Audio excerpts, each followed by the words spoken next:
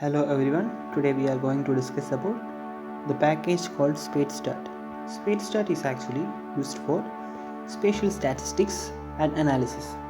So if you have a data of a particular thing in some area, you can find various properties of that particular area, like the homogeneity of that particular thing in that area, the inhomogeneity and the distribution, all density, intensity, all those things can be found using spatstat. So first of all, let me import one data set. So the data set is x is equal to redwood. It actually gives the distribution of redwoods in a particular area. I will show that plot x. So this is actually the distribution of redwoods in a particular area.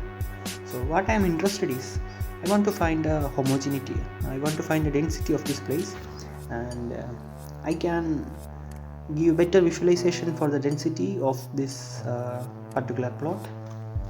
I will show that. So my command for densities, let me call it as d is equal to density of x, and I am plotting it. You can see the density is given here. The yellow region shows that there is a density of about 120 redwoods in that unit area. Actually, the all area is divided into small area, and the number of redwoods in each area is counted by some algorithm, and the density is calculated by that way. You can also add the dispersion in the density. Like if I want more specific density plot, I can add the sigma, say 0.1. So you will get a less spread in the density part, 0.01. You can see that the exact point of the actually what we are doing is, on increasing or decreasing the sigma, we are making the unit area smaller and smaller, such that the number of trees in the area become larger. So that's how the sigma works in density. So I will show with another example. Say my example is Shapely. Shapely is actually the data that consists of the arrangement of stars and galaxies in some space. So the density is actually the stars and galaxies, and let's look at how it can be plotted. Density of y, plot density of y. So this is the plot of the density of the Shapely data, and I am going to add the sigma value here, 3.01, say 01, and quoting it again. You can see in more fine matter that the extreme red region and yellow region are placed where the density is too high, and the blue region signifies low density region. So this is how we can just visualize the dataset in spatstat. So there are more special packages and given dataset here. First of all, then I will show another one. Z is equal to, say, Amaki. This is another dataset. When we are looking at the properties of this dataset, it actually have a window. Window is the place where we define the boundaries of the particular image. So we are only interested in the particular window of area.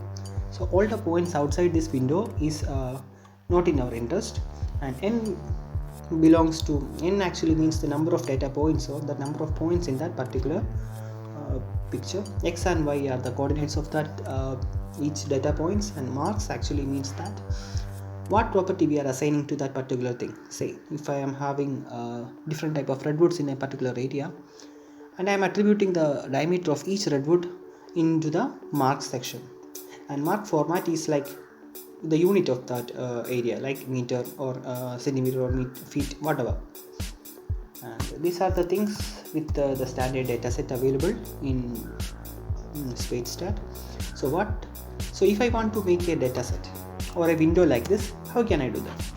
So first of all, define some x data points, that is r unif, I want 30 points between 0 and 1, and my y values is equal to r unif 30 points between 0 and 1. So I am uniformly selecting from a uniform distribution, and if I am plotting it, I will get the point plot of this xy data points.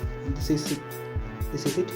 And if I want to make it as a spatial graph or visualize in the spatial stat, so I have to define the window in PPP. PPP means actually point pattern process, and in that thing you should define the x, you should define the y as well as the window. So that's what we are doing here.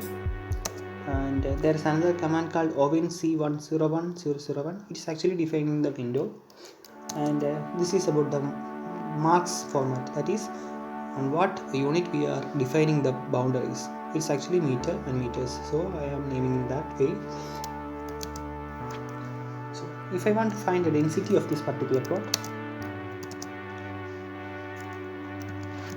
it will look like the. So this is the density of this particular data point that we have created. So x is equal to r unif 30.1, and so this is the density plot of this particular graph. What if my data points are a Gaussian distribution, are taken from a Gaussian distribution? R now. Say I want 50 points with a mean of 0.5 and a standard deviation of 0.1.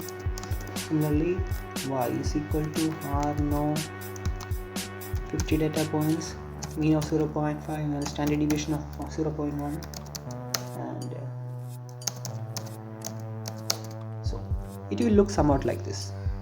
So it actually means that the density is actually concentrated in the mid part, and with the standard deviation it decreases towards the sides. More the standard deviation, more the spread, and less the standard deviation, less will be the spread, and the density at the center will be more higher. These are some standard data set available in the package spatstat. Okay, many other properties can be properties of the particular window or particular type of data can be visualized by spatstat. I will go into detail in the coming lectures.